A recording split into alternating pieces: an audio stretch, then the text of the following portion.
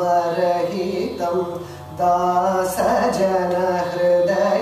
विराजितं रौद्रभावरहितं दासजनहृदय विराजितं रौहिणेया नूजार्चितं ईघनावार्जितं रौहिणेया नूजार्चितं ईघनावार्जितं अद्रिराजसूतात्मजम् अनन्तगुरुगुहाग्रजम् अद्रिराजसूतात्मजम् अनन्तगुरुगुहाग्रजम् भद्रप्रदपदाम्बुजं भासमानचतुर्भुजं भद्रप्रदपदाम्बुजं भासमानचतुर्भुजं सिद्धिविनायकं गणेशं चिन्तयाम्यहं प्रसिद्धगणनायकं विशिष्टार्थदायकं वरं सिद्धिविनायकं गणेशम्.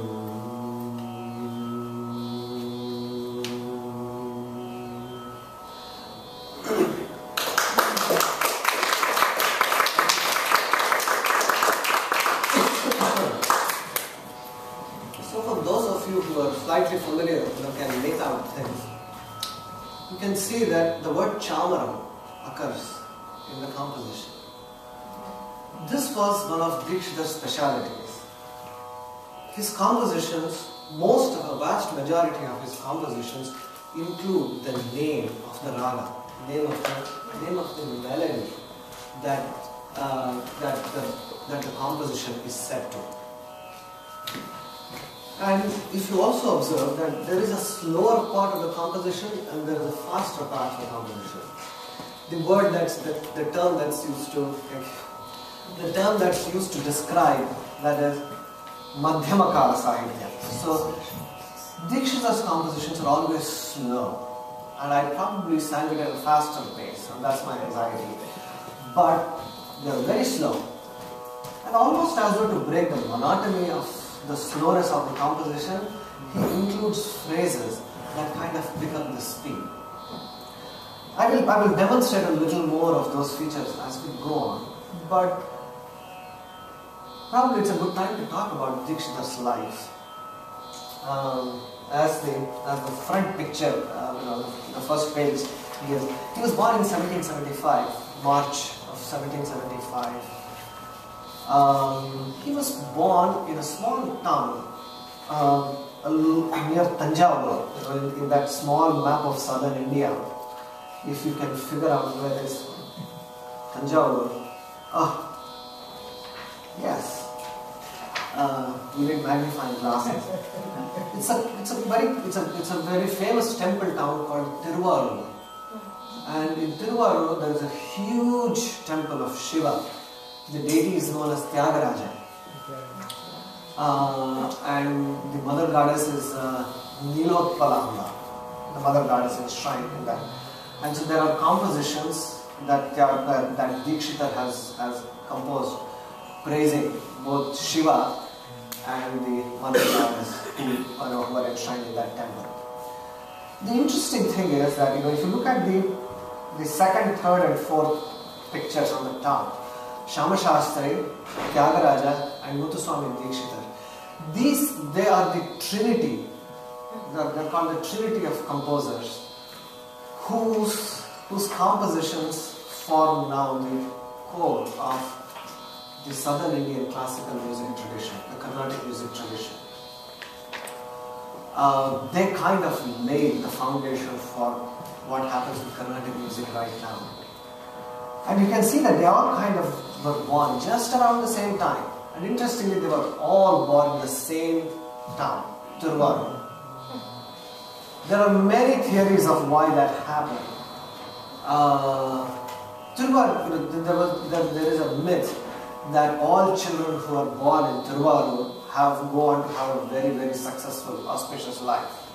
So I don't know what happened to other children, but at least these three people really had, really made a mark in their field, music. And I think I mentioned this last time when I was talking about them.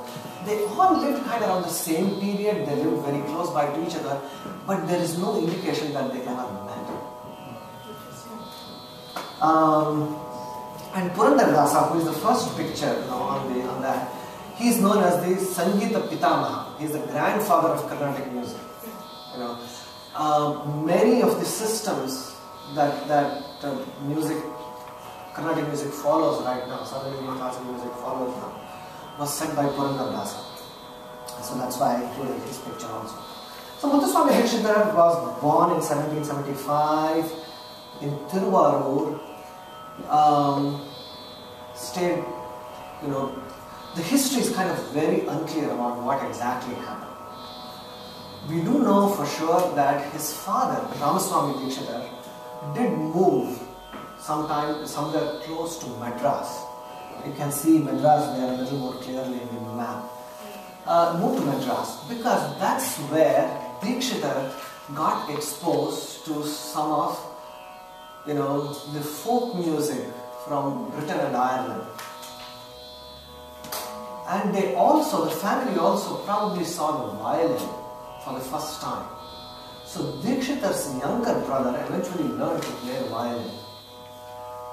And the tradition carried on so much so that now in vocal music concerts, Carnatic music, vocal music concerts, the violin is an integral side, accompaniment.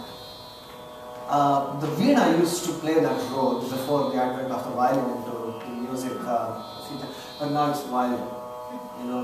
There are amazing number of violin virtuosos in the Southern Indian tradition who play Carnatic music on the violin. So one thing is clear, that Dikshitar's family lived near Madras for some time, and that kind of accounts for some of the influence of the Western, not Western classical music, but British, Irish folk music on Dikshitar's music. So we know Tiruvarur, Chennai, Madras, and these were two big geographical kind of influences on Dikshitar. Probably in his early teens, Dikshitar went to Varanasi, Kashi, as it's called, and we can see Kashi on the second map. So just to give an idea of how far he traveled, and it's said that he lived in Kashi for 5 years, in Varanasi for 5 years. And the story is this, that when he was young teen, a yogi came to stay with the family for a few months.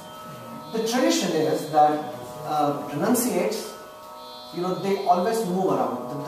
The Sanskrit term for them is parivrajakas. Parivrajakas means the person who is constantly on the move. Ascetics, people who had renounced the word monks, were supposed not to stay at one place for a long time. And one reason is that if you stay too long at one place, then you get attached to it. And for a monk, attachments are no.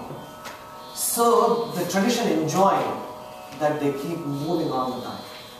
But during the rainy season, the period called Chaturmasya, 4 months of that year, when travel is difficult, they could stay at one place.